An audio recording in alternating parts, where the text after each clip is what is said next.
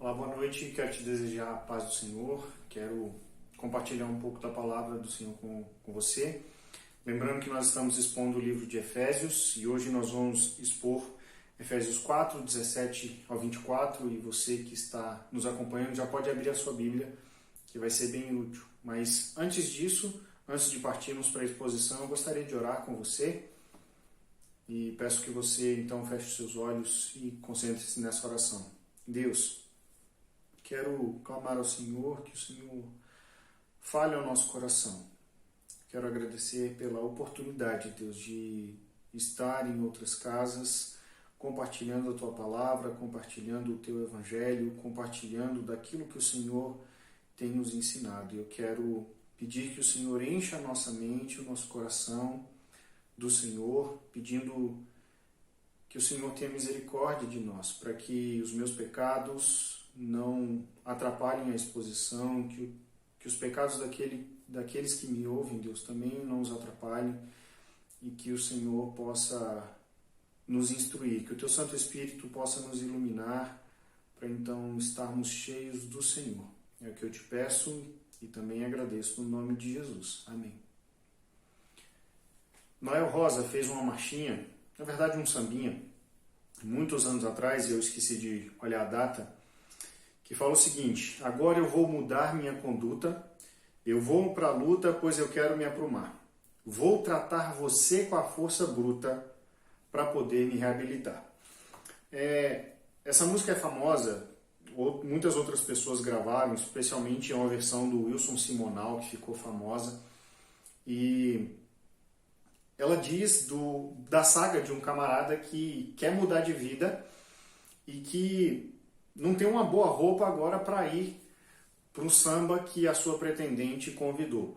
Então ele está nessa luta para conseguir mudar de vida, mas ele tem uma grande dificuldade, porque mudar de vida e andar certinho é muito difícil. Ele até fala num momento que ele é um cara trapaceiro e quer mudar de vida porque ele quer alcançar a sua amada, quer alcançar o seu grande objetivo com ela, mas ele não tem nem mesmo uma roupa apropriada para estar com ela. Às vezes essa é a crise da vida cristã, porque nós queremos estar sempre prontos e corretos diante de Deus, diante das pessoas também, mas essa não é nem sempre a prática possível, porque nós caímos, nós ainda sofremos com os efeitos do pecado em nós e também do nosso próximo, das pessoas que nos rodeiam. E a minha pergunta é para você: com que roupa você vai? Você quer, uma vez diante da dificuldade, ceder às pressões e continuar do mesmo jeito, ou continuar uma vida que cede aos pecados, ou você quer então mudar de vestimenta e de fato comprar essa briga pela santidade? O texto que nós vamos ler é o de Efésios 4, de 17 até o 24, e eu peço que você me acompanhe então. Diz o seguinte: isto, portanto, digo e no Senhor testifico, não vivam mais como os gentios, que vivem na vaidade dos seus próprios pensamentos, tendo o seu entendimento obscurecido, separados da vida que Deus concede, por causa da ignorância em que vivem, pela dureza dos seus corações. Tendo se tornado insensíveis, eles se entregaram à libertinagem para, de forma desenfreada, cometer todo tipo de impureza. Mas não foi assim que vocês aprenderam de Cristo. Se é que, de fato, ouviram falar dele e nele foram instruídos, segundo é a verdade em Jesus. Quanto à maneira antiga de viver, vocês foram instruídos a deixar de lado a velha natureza, que se corrompe segundo desejos enganosos, a se deixar renovar no espírito do entendimento de vocês e a se revestir da nova natureza, criada segundo Deus, em justiça e retidão, procedentes da verdade. Veja, vamos fazer uma recapitulação breve do livro de Efésios. Paulo nos apresenta a posição dos crentes em Cristo Jesus, a obra da Trindade em salvar, Deus Pai em eleger, Deus Filho em salvar e o Espírito em selar Depois ele vai mostrar como que essa união da Trindade na obra de salvação faz um povo para si. Tá? Os 3 primeiros capítulos estão discutindo essa posição do cristão, ou aquilo que foi conquistado em Cristo. Então, Paulo vai apresentar nos 3 últimos capítulos as implicações práticas de sermos eleitos em Jesus. Ok? Então, ele começa dizendo que nós precisamos andar em união. Nós vimos isso na última exposição.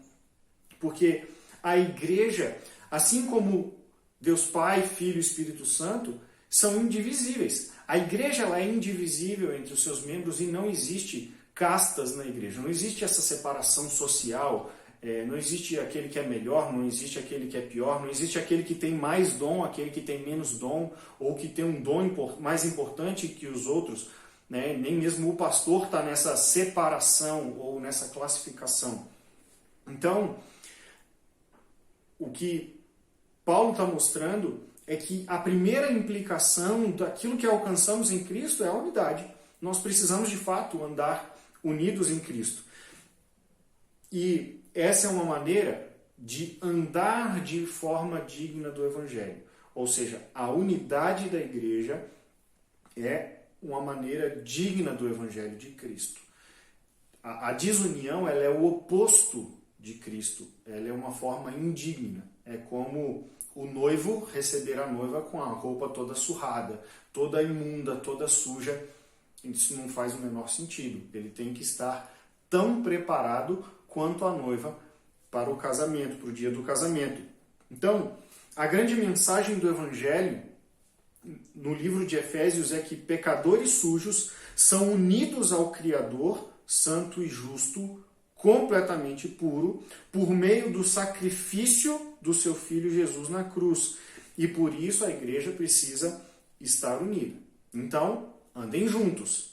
Se por acaso você imagina que pode ser salvo ou ser igreja sem estar com os demais, sem ter uma vida compartilhada com os demais, isso é um engano, um grande engano. E a segunda implicação que Paulo nos apresenta é que o cristão precisa andar em santidade. Primeiro em unidade, agora em santidade. No capítulo 4, a partir do versículo 17 que nós lemos. E ele diz: não andeis ou não vivam mais como os gentios. E então ele continua apontando esse andar ou esse viver como uma vestimenta apropriada que se coloca para uma ocasião especial. Ou então, conforme a posição. Por exemplo, o nosso presidente ou os nossos presidentes, eles de forma alguma poderiam se apresentar num pronunciamento de bermuda e camiseta. Okay? A ocasião ou a formalidade da posição que eles ocupam exigem que eles precisam estar bem vestidos e apresentáveis diante do seu povo, né, da sua população. Então, Paulo ele faz um contraste entre o gentio. Ele diz, não ande como gentio, para depois dizer, andem como, ou vivam como. Okay? Mas nós vamos chegar lá. Então, ele apresenta primeiro os gentios. Tá? E antes de tudo, nós precisamos lembrar que a igreja de Éfeso ela é composta, em sua maioria, por gentios. Éfeso é uma cidade muito importante no Império Romano, tem lá a sua comunidade judaica, mas ela não é predominante. A cidade é uma cidade cosmopolita, de todo tipo de povo. Então, as pessoas que vivem lá são, em sua maioria, gentios. E na igreja não seria diferente. A igreja normalmente é um retrato da cidade. E então, aquela igreja também era formada de gentios. Quem são os gentios? Não judeus. Okay? Quem não era judeu era gentio. E o gentio ele tinha uma forma de vida característica, que hoje muitos evangélicos vão chamar de viver da forma do mundo, né? Essa expressão do mundo, como se às vezes não estivéssemos no mundo. Mas a ideia serve para a gente hoje, tá? Porque Paulo ele vai enumerar, ou ele vai apresentar algumas características desse viver gentio, ou das pessoas que não conheciam Deus. No contexto da carta ele vai apresentar dessa forma, que os gentios eles estavam distantes de Deus ou do conhecimento de Deus. E ele vai dizer primeiro que eles eram vaidosos no pensamento, né? Ou não andem como os gentios na vaidade dos seus pensamentos. Em outras palavras, eles eram fúteis nos seus pensamentos.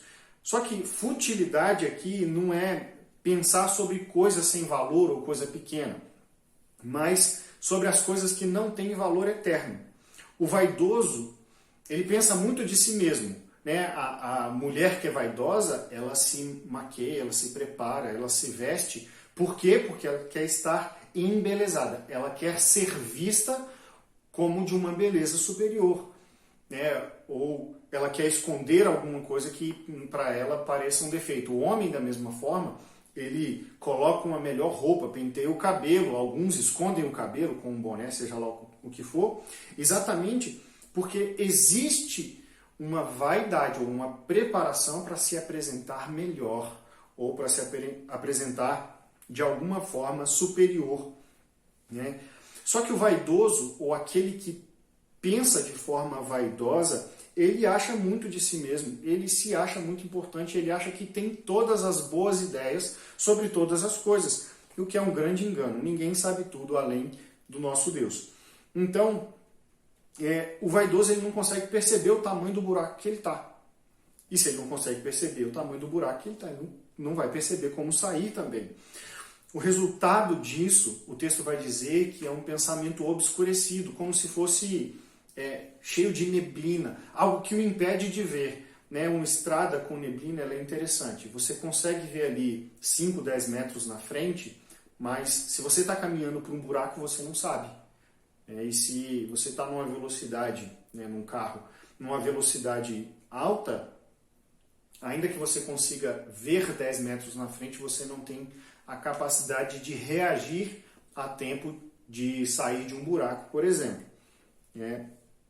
Esse pensamento obscurecido impede que eles enxerguem claramente, impede que eles tomem boas decisões e constantemente o resultado é que eles estão sem esperança no mundo. Porque tudo aquilo que eles se baseiam, todo o seu pensamento, toda a sua estrutura de argumento cai por terra de tempos em tempos. Por quê? Porque está alicerçado em algo sem valor. É como aquele que construiu a casa na areia. Então, eu queria trazer para vocês o exemplo da corrente de pensamento que veio ali do século XVIII e XIX, que é especialmente no século XIX o liberalismo, né, que é fruto do positivismo e do iluminismo. Essas correntes, né, essas três, o liberalismo, o positivismo e o iluminismo, tentaram se desvincular da ideia da religião, ou de que Deus tem uma resposta para o mundo e de que o homem precisa enxergar o mundo na ótica de Deus. Por isso que nos livros de história você estuda a Idade das Trevas, que na verdade não é das trevas coisa nenhuma, mas que na Idade Média as pessoas tinham como fundamento a Escritura e a Igreja para ditar a sua vida ou aquilo que era permitido. Então, infelizmente houveram abusos, com certeza, mas os homens tentaram se desvincular dessa ideia, ou se desvincular da prisão de Deus, que alguns chamavam assim, para que eles pudessem alcançar uma sociedade perfeita, uma forma de pensamento perfeita e pudessem desenvolver a ciência sem as amarras da religião, o que é um grande engano, porque todo homem é religioso por si mesmo.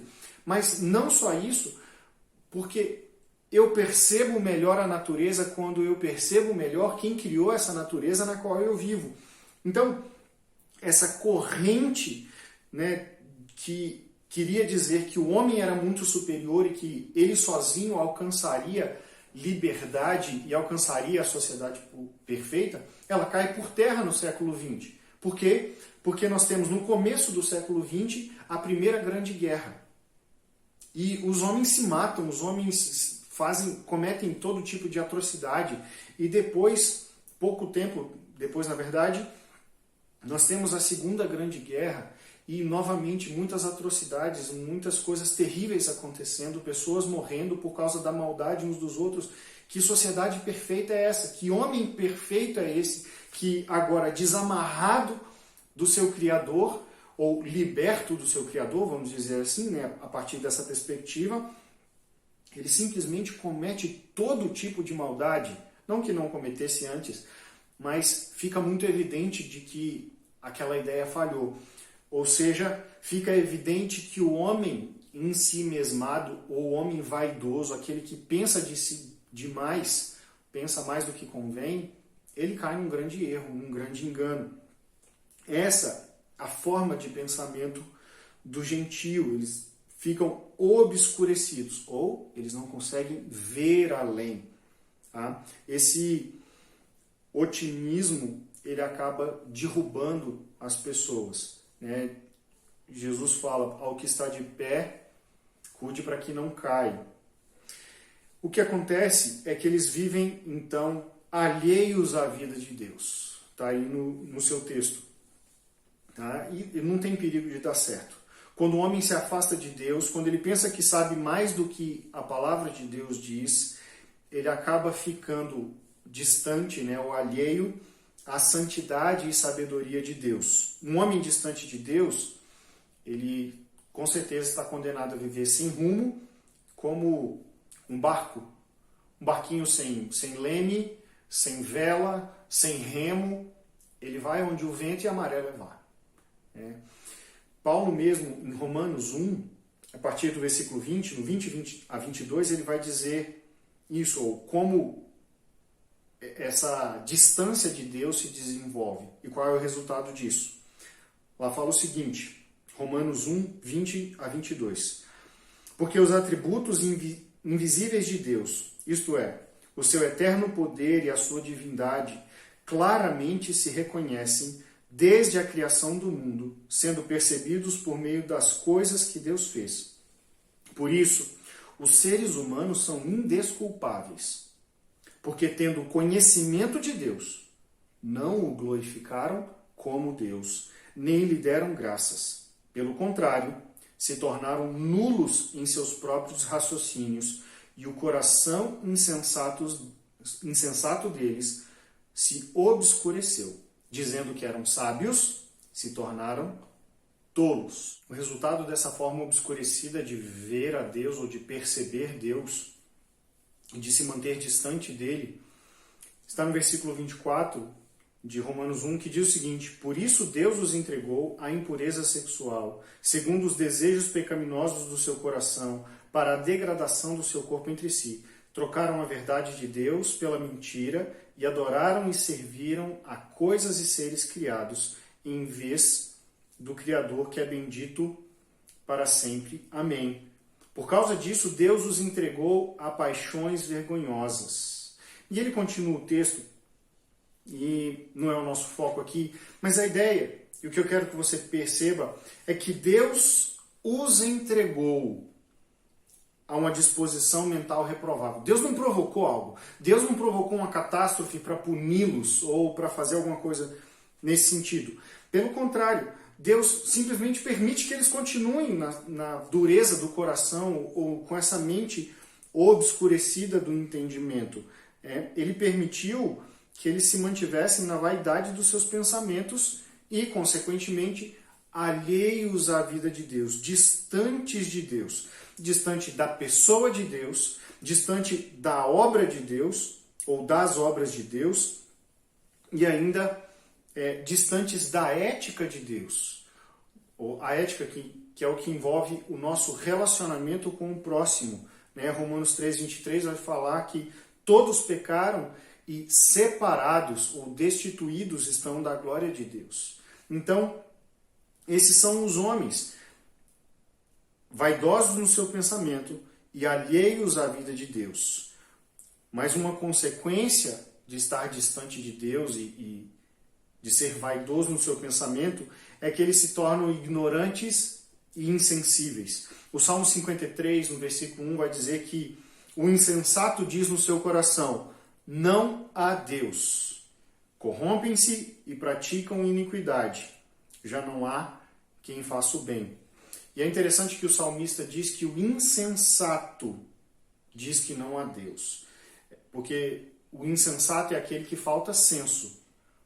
Falta o senso comum, o senso normal. Uma pessoa que olhe para a natureza, que olhe para a riqueza de detalhes que nós temos, olhe para a sua capacidade, olhe para a história, aquilo que a humanidade pôde fazer, ela vai descobrir que precisa existir um Deus que criou. Tem gente que fala até que foi ET, mas enfim, foi Deus quem criou. Mas o tolo, o insensato, ele diz, não há Deus. Não existe Deus. E ele vai viver a sua vida como se Deus de fato não existisse. Se o bom senso diz que existe um Deus, ainda que eu não consiga alcançá-lo, eu preciso reconhecer que ele existe. Se a natureza diz, se pessoas dizem, se existe um livro que diz e nos aponta historicamente Deus agindo, né, no meio do seu povo, agindo na humanidade, eu preciso reconhecer. O insensato, ele diz que não existe Deus, e porque não existe Deus, ele pode fazer qualquer coisa, ou tudo aquilo que vier à sua mente. Ele pode viver uma vida completamente separada de Deus e rompida com o próximo. O que vai acontecer é que o insensato, ele despreza a ordem, ele despreza a justiça e ele só respeita aquilo que pode trazer algum tipo de bem para ele e o seu próprio padrão de justiça. Nós estamos vendo alguns insensatos nesses dias de pandemia. Alguns insensatos só pensam em si mesmos e eles estão brigando por causa da sua falsa liberdade. Eles não querem usar máscaras nas ruas, eles não querem ficar nas suas casas, eles querem ter o seu emprego normalmente, né? Eu li até de um empresário que achou um absurdo, porque os clientes não vieram para a sua lanchonete assim que ela abriu. É falta de senso, porque não interessa o próximo, não interessa quem está sofrendo, não interessa as vidas perdidas, interessa simplesmente o lucro que eu tenho e o tão bom que eu sou e o meu produto é. Isso é exatamente a falsa liberdade e a falta de senso. No final das contas, o ignorante e o insensível, ele tem o seu coração endurecido. E o coração endurecido é aquele que não pode ser mais moldado. O vaso de barro, o filtro de barro, que é mais comum para a gente, né? Ele vai sendo moldado e quando ele chega à sua forma final, ele é queimado, para que ele não ganhe nenhuma outra forma e ele possa se manter ali rígido. Tá?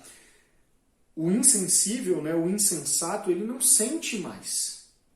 E porque não sente, ele não pode ser moldado. As experiências da vida, o novo conhecimento, e especialmente o conhecimento de Deus, não atingem mais. O pecado não faz diferença. E então ele se entrega ao pecado constantemente. O barro, depois que é queimado, ele só consegue formar algo novo se ele for completamente quebrado, triturado, misturado a barro ainda na sua forma primitiva, para que ele possa ganhar uma nova forma. Então esse é o insensato, endurecido no seu entendimento, no seu coração. O resultado é que ele vai ser então um guloso pelo pecado. Alguma versão vai trazer aí ávido ou então desenfreado. Paulo vai dizer que essas pessoas cometem pecados de forma desenfreada. Eles cometem todo tipo de impureza. E aqui eu não estou falando que todo mundo é tão mal quanto possa ser. Não é isso. Mas todo mundo é potencialmente mal. E aqueles que se entregam a uma mente longe de Deus, aqueles que vivem uma vida alheia a Deus, eles vão, mais cedo ou mais tarde, cometer toda sorte de pecado. Como, por exemplo, o assassinato. Ainda que eles não vão lá e matem alguém com as mãos, com um tiro, seja lá o que for. Mateus 5, no Sermão do Monte, Jesus vai mostrar que o assassinato é algo que acontece no coração, antes de tudo. Ele não é uma expressão das mãos, ele não é um ato do corpo, mas ele é um ato do coração e da mente. Quando alguém odeia o outro, alguém elimina da sua existência a possibilidade da interação com o outro. Isso é o ódio. E o ódio para Deus é o assassinato. Então, todo pecador, ele é potencialmente pecador completo. Ele tem capacidade de cometer todo tipo de pecado, dos mais absurdos, ainda que ele não perceba isso. Então, aquele que está distante de Deus, ele vai se tornando cada vez mais um ávido pelo pecado ou um guloso pelo pecado. Thomas Watson, ele vai dizer que enquanto o pecado não for amargo, Cristo não será doce. Olhar para a forma gentia de viver, para a forma de viver daqueles que não têm Deus, para o cristão parece um absurdo. Porque não é possível que essas pessoas não pensem no que elas estão fazendo. Mas a gente precisa entender que o pecado para elas não é amargo. Então Cristo não faz diferença. Não existe a necessidade do sacrifício, porque o pecado ele não é tão perigoso para essas pessoas quanto deveria parecer. Por isso que é importante que, ao evangelizar, ao mostrar Cristo para as pessoas, antes de falar que Deus é amor, que você vai para o céu, enfim, você precisa mostrar o tamanho do pecado, porque senão Cristo não vai fazer sentido. Paulo, então, ele vai fazer uma transição da vida desregrada do gentio para a vida do cristão. Como que você deixa de vestir uma vestimenta inapropriada para estar diante de Deus e agora você vai se compor, você vai se vestir com uma veste apropriada. E ele vai apresentar isso em 3 passos. Tá? E ele vai fazer uma transição mostrando o seguinte: se vocês aprenderam de Cristo, se é que vocês têm ouvido, se é que vocês têm colocado em prática aquilo que vocês foram instruídos, vocês então vão ser um novo homem, uma nova pessoa, e como quem tem uma nova vestimenta. Ok? Ele vai apresentar então 3 formas de lidar com o passado de pecado. E a primeira delas está no versículo 22, ele vai dizer: despojeis do velho homem. Despojar é desvestir. É como a camisa que nós colocamos, nós chegamos em casa depois de sair, em época de pandemia, você vai entrar em casa, você quer proteger a sua família, então você tira essa roupa. Você desveste. E desvestir nesse sentido é desfazer a representação daquilo que havia por dentro. Se o pecado é importante, se o pecado ele marca a presença no seu coração, você vai tirá-lo de lá de dentro. Não com força própria, obviamente, porque você não tem capacidade para isso. Mas Cristo morreu na cruz para desfazer os efeitos do pecado no seu coração, desfazer a condenação e a escravidão do pecado. Então você pode sim desvestir o pecado. Você pode tirar de si essa antiga forma de viver. Você não precisa viver como quem não tem Deus. Muito pelo contrário. Você vai, então, aprender de Deus. Você vai aprender que tem uma forma nova. Quando na minha transição da adolescência para a juventude, eu não vou contar essa história toda, mas eu já me vesti de várias formas diferentes.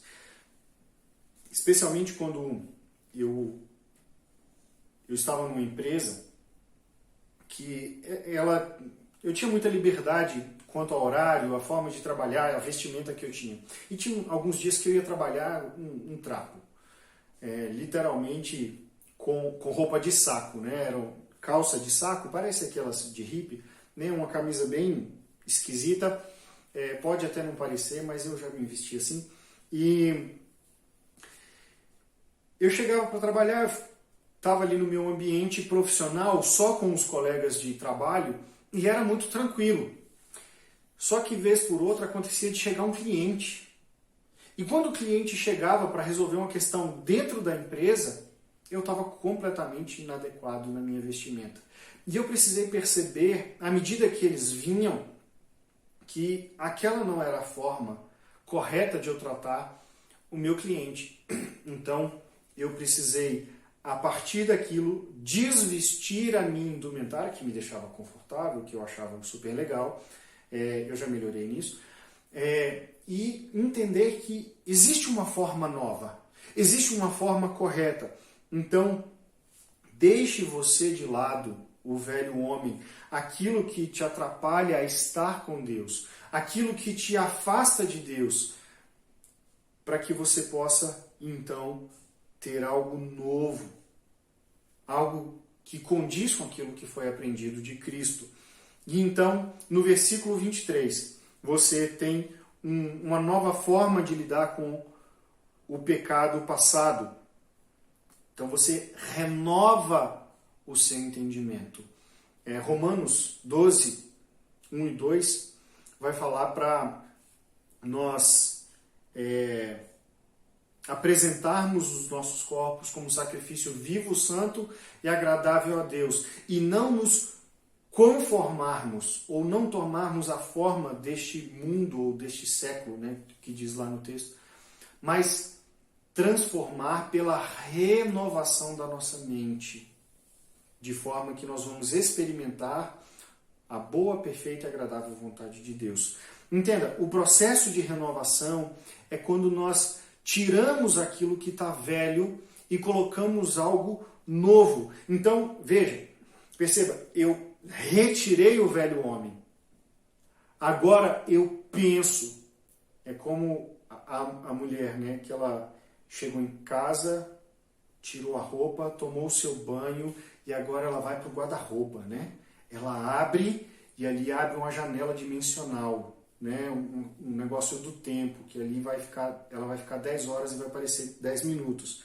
Mas enfim, ela vai pensar naquilo que é adequado para a ocasião que ela vai, para onde ela vai sair, para o momento que ela vai vivenciar. Ou seja, ela está fazendo um processo de renovação daquilo que é externo, no sentido da sua vestimenta.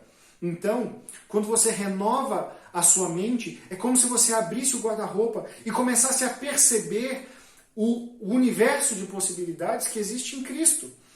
Você vai perceber as coisas divinas e ali você vai adequar o seu comportamento e a sua forma de pensar à maneira de Cristo. É nesse momento que o coração de pedra ele vai ser amolecido por Cristo Jesus, ou então quebrado, para que Jesus possa fazer de novo. Então você tira a forma do velho homem, você despoja o velho homem, você renova a sua mente, e então no versículo 4, você reveste o novo homem.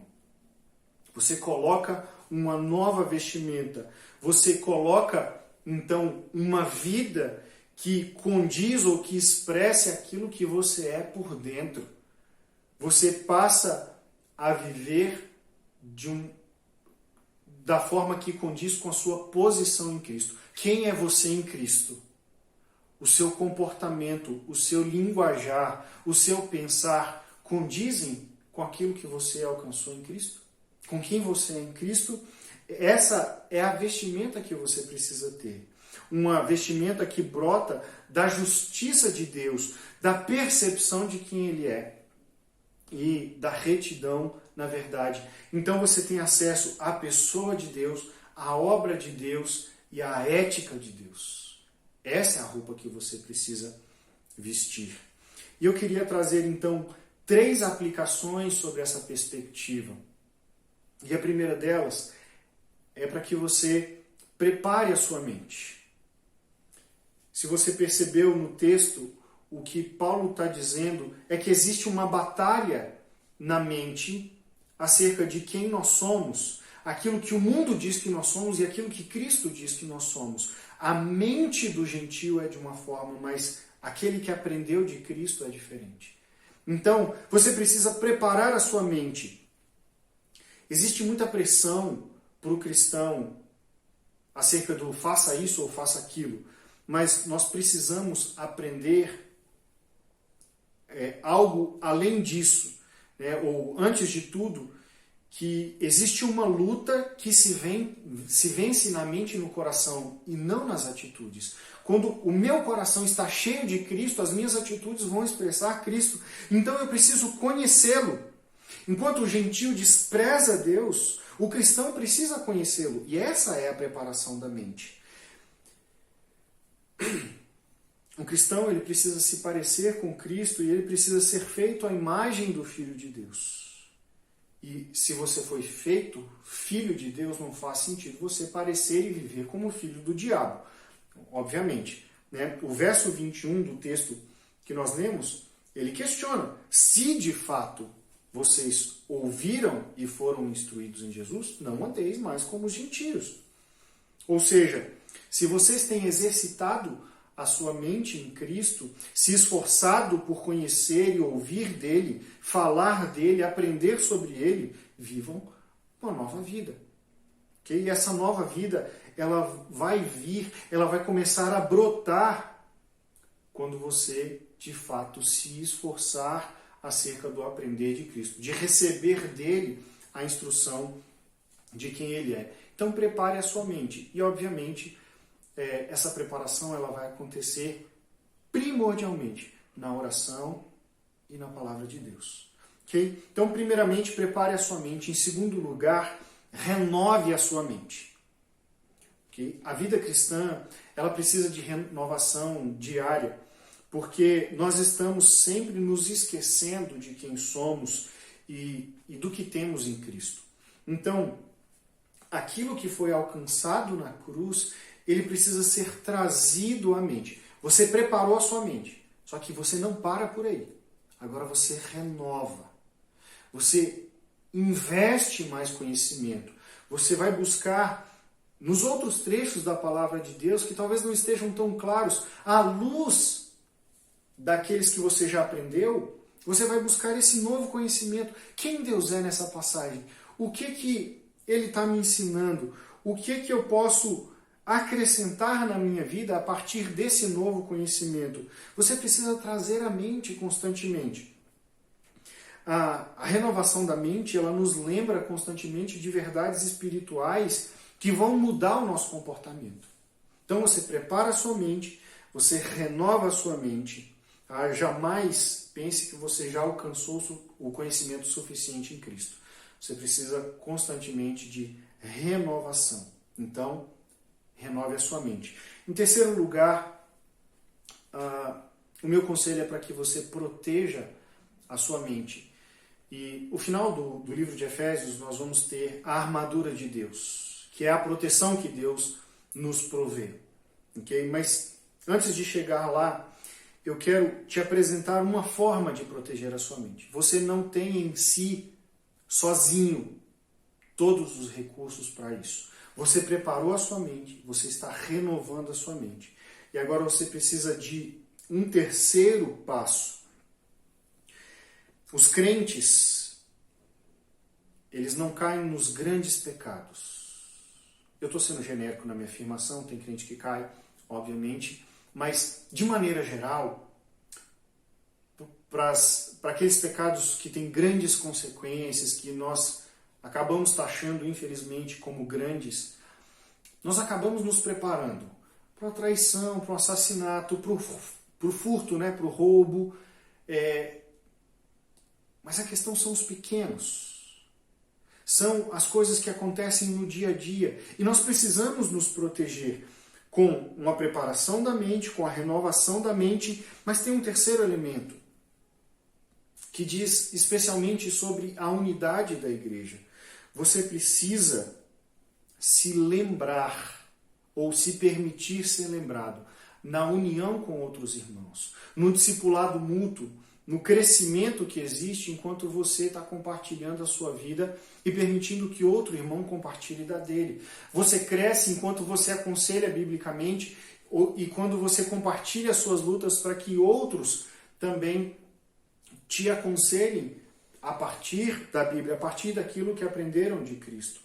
Proteger a mente ou revestir a mente é manter as verdades do Evangelho, o conhecimento de Cristo, sendo exercitado dia a dia na conversa entre os irmãos, tá? Na confissão mútua e no discipulado.